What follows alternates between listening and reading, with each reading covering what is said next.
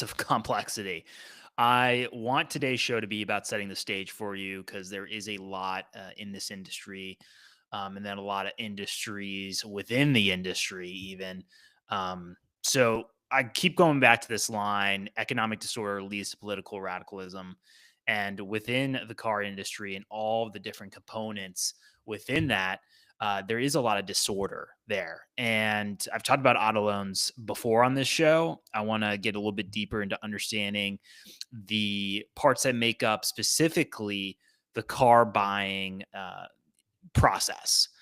Get a better understanding of which components are involved for that specific part of the overall industry, and uh, and then figuring out what's going on right now this year. I want to share with you that with this CBS News headline. And then how, as small business owners, if you're in this industry in some way, how can we make it, how can we simplify this system? That's what comes up. It just has become so complicated. And the more I get into this, the more I realize that we've got to bring simplicity into this and figuring out those ways of how we can move forward. And especially as someone going and buying a car, making sure that you are taking the time to be informed and understand what is going on, and so that you don't get taken advantage of either. Because I know you as small business owners, and then well, specifically you as small business owners, I know you care about the people that you're serving and that you're supporting through your products and services. So those that support small businesses as well, it's important to be informed and understand what is going on. And we got to bring respect back into this, back into our system, accountability, as well as simplicity too with this. Because I go to the CBS News headline, which is vehicle repossessions surging at pace on par with Great Recession. Title could be a little different there. I'm just saying, say at pace on par with Great Recession. Say that like 5 times fast. The whole thing. Yeah, the whole thing just sounds off when you read it. Vehicle repossession surging at pace on par with Great Recession. I get what you're saying, or get what you're trying to get across with the headline, but yeah, that can be changed a little bit. Make it a little bit easier here.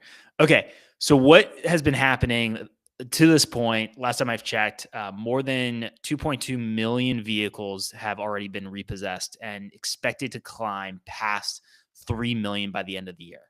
So I don't know where it's at currently right now.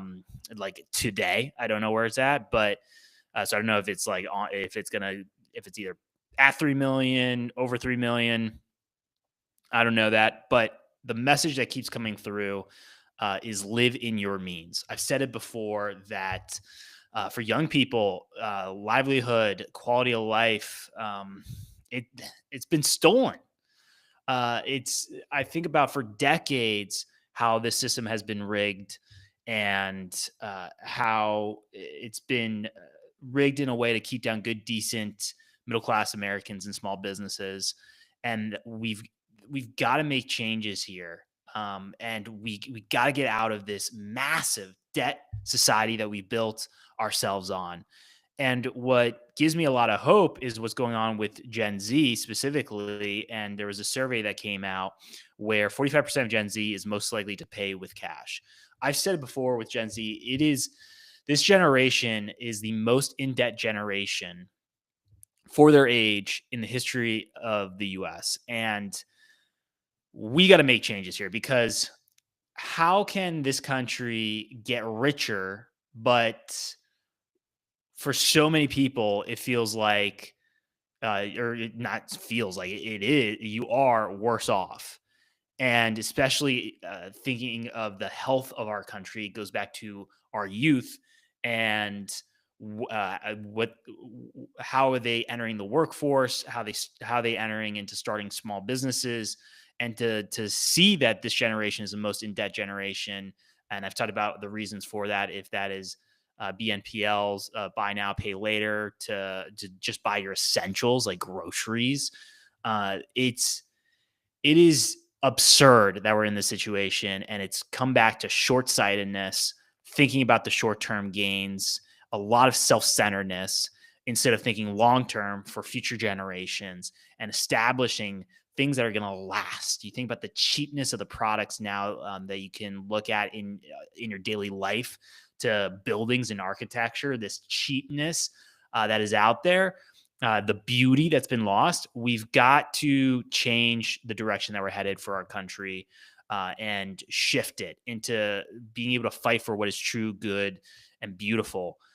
We've got to, and it gives me a lot of hope for what I'm seeing in young people. But there's a lot of work to be done. There's a determined movement, but we got a lot of work ahead of us. So welcome back to the show. I want to get into the industry, breaking it down more. So with new cars, 80% are financed, or over 80% are financed. And I think my first car, it was a hand me down. I have two older brothers, and we've all had that same car for our first car, which was a Ford Taurus station wagon. I was the last one to get it, and it was it lasted a while, but with seeing these percentages and how right now the auto loan debt in our country is almost 1.7 trillion. I was going to let that sink in. 1.7 trillion. There has to be a conversation going back to living in your means, avoiding being a debt slave. It has to be talked about. What another uh, a sinister part of this industry, and it has to be talked about, and it goes even with credit. Like, how is it okay for something like buy here, pay here, where you're having annual interest when it comes to the interest rate of 20 to 25% APR? We got to ask ourselves, like, how is that morally right? Even with credit cards, you think about that 29 APR, and then other kinds of loans that are sinister that have higher APRs. Uh, we got to ask ourselves that of like, how is this morally right? Because who gets affected is poor people the most. We all get affected in some way, but the most damage is staying stuck with these massive interest payments that come up every month. And then if you miss a payment, the extra fees. And it's like, what is going on here? What is going on? So within the industry, the parts that are directly involved in car buying, this is what I can find. If you are in the industry in some way, I would like to know what part of the industry you're in, your experience with this industry. Is it an overwhelming mess of complexity? And what are your ideas for for what changes could be made? Meaningful changes. So you have the car manufacturers, the ones building cars. Toyota as example, Ford, Tesla are some examples. So that's one. Then you have the car financing and leasing part of it. This is where, going back to new cars, over 80% are financed. With used cars, that's a much lower percentage, and that's where I think back to the survey for Gen Z. That might be what's going on here. Is Gen Z is already looking at used cars, and then they're going to focus on paying all with cash, or paying with cash. So again, yeah, it's just interesting to see what the trends are. Um, with car financing and leasing, that can be done like in house with the car dealerships. I think of like with Toyota's financial services, you got banks, credit unions, third party lenders. Then the car dealerships. So again, car dealerships like Toyota, used car dealerships like CarMax, online only, Carvana. You may have heard of that.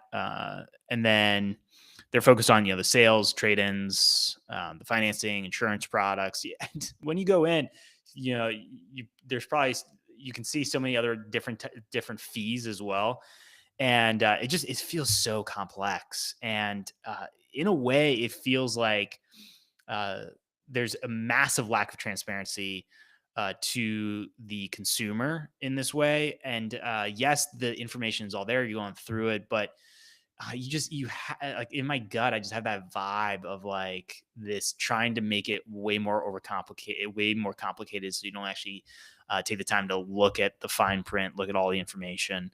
And I know with young people want to be informed, want to understand what's going on. It's going to take the time to go through this process, but we can absolutely simplify this process. Then you got the insurance, Geico, State Farm, as some examples. See the commercials on TV. Then you have the aftermarket warranty and service contract providers, provider companies, and this is if it's not in house. So, like an example, the dealership, you got like Toyota's vehicle service agreements for extended, and so it could be independent aftermarket warranties, extended warranties that are not that extend past the manufacturing warranty. So that's another one. Then you got vehicle auction and wholesale. This is like this is moving trade-ins and off-lease vehicles between dealers, and it supplies used car inventory too. And the reason why I'm going through this, setting the stage for you, is just it's telling you how complex some of these industries can really get. And it's asking ourselves what's going on here, for how the complexity happened, where were things stacked up, where did we create a problem, and then figured out a solution to the problem that we had created in the first place, where we could have just gone to the root cause and avoided the problem altogether. It's like, where are we creating these unnecessary problems and then having massive industries be built on these problems? Because I go back to the importance of raising the quality of life for Americans, thinking back to how can we raise that for the bottom 50%, and especially for small business owners, how to raise the bottom 50% and the impact and ripple effect that could have massively across the economy and the overall quality of life. That is a focus for these next few years. That has to happen. And with this determined movement that is growing, that's a big part of that movement. So yeah, the more I got into this, more I'm like, man, we're creating a lot of unnecessary addition. I mean, unnecessary for the problem. It's kind of like, why is that problem even there? So just I'm going off I'm going down the rabbit hole here. So let me bring it back. So then you got car data and analytics is another one, plays a role for trade-in and used car pricing, title registration, DMV services, got digital marketing, lead generation. There's like Auto Trader drives consumers to the dealerships. You got logistics and transportation. So vehicle haulers are another one. So this is not even getting into parts. Parts, you think about that, parts and servicing, businesses. I mean, there's more here. This is just focusing on the car buying experience to start. But yeah, there's a lot more here. I want to get into then sharing. I think this is really important to understand the common loan terms. Because again, the question that keeps coming up is like, with debt, where does it not make sense? Where is it adding more of a burden? What is the trade-off here? And is the trade-off worth it? That is something to think about as we move forward. And as small business owners as well, how you're doing business, it's important to recognize the trade-offs. And where is it? Can it be really important to come back to the message of live in your means? Because it's so important now to live in your means. The amount of unnecessary stress that can be built when you become a debt slave is massive. It is massive. I've experienced that with my own life with credit card debt. And the added pressure of having to make these monthly payments and the interest that just builds over time. It's crazy. It is crazy. And we got to have more conversations about this and just noticing where it just doesn't make any sense. So for common loan terms, you got between 24 to 84 months. So that's like, 2 years to 7 years. Again, it can vary. There can be, more towards 12 months, more than 84 months. So that gives you like a typical timeline. And then it goes back to like, who gets hurt the most here? And the excuse that comes up, well, it's a risk of making the payments. And that this is the ones that get worse off are poor people. Like the difference between again uh, deep subprime interest rate and then prime interest rates. It's crazy to look at this stuff, and again, the excuse is like, oh, it's riskier, but we got had a deeper conversation of uh, about this for credit. But so what happens is with your credit score determined what type of category you're placed in. So deep subprime is like really terrible credit score, and this is around 15% for the interest rate. Uh, that's compared to someone that has like a prime. It has a prime loan, which is better credit score, which is around 5%. And then with used cars, those were just new for new cars. Used cars is a higher interest rate for both. But I mean, we just looking at incentives and what can happen here and how important education is, being informed. Uh, it's it's tough to see these numbers because it just gets people stuck in a loop, gets poor people stuck with these interest payments, and then you can you can get just you can get into um, I think about all these different interest payments that can stack up, the stress that is felt, this like, how am I going to pay this? The being a debt slave and these massive interest rates that keep you stuck. It's very sinister, and got to talk more about it. It's absolutely sinister. There's got to be changes here because when I look at all the crashes, thinking back, 2008, and Great Depression as well. Like debt has been with us throughout. You can look back at history and see different forms of debt that's been there, but the amount that we have currently today is not sustainable for our society, for the quality, for preserving preserving our way of life. I think about that. It's and the economy as well. The debt is not sustainable for our country. Think about nationally, over $38 trillion in debt. The amount of debt that is experienced, personal debt, it's getting insane. And there has to be a conversation coming back to this and returning to values like discipline, hard work, accountability, self reliance, and respect, and being able to understand what is going on here and having those conversations of how this was stolen for young people and the changes, and we've got to make meaningful change because I think back to like in the early 1900s, specifically with cars, it was considered luxury item. It was a period that buyers would pay the full price up front in cash, and it was even frowned upon to take on debt for a depreciating asset. It was just culturally frowned upon, and we got to think about that. Yeah, like you're paying, you're taking on debt for this depreciating asset, and we've got to ask: is this a worthwhile trade off? Um, it's important to ask about that, and I keep saying it here, but live in your means. So I want to know if you are a small business owner in this industry, your experience as well, being a car buyer, and what you are doing.